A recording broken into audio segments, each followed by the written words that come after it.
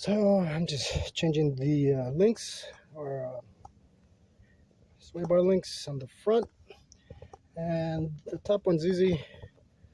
Use your impact there, but for the bottom one, you have to use a wrench on this one and on the wrench on the other side because it's turning. Or you could use an Allen wrench, which I have this one and it's working. So here is a comparison of the, I think that was OEM maybe. As you can see, this one is definitely thicker than that. Also, this one doesn't have a flat like this one for the wrench, so I have to use this one here and this one. So now I'll be able to put a wrench on it. I already greased them before I even put them on. It's easier to do it outside. And there is a difference. This is definitely beefier than that, as you can see.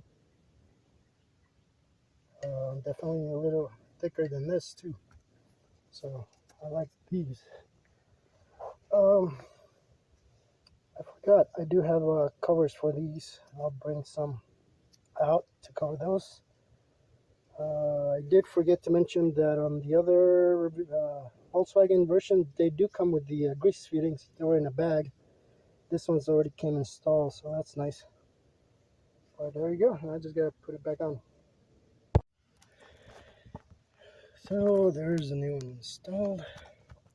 There's the old one. Check these out. Nope, nope, nope. Yeah, they're gone. That's for sure. Even though the boots looks okay, these things are dry as can be.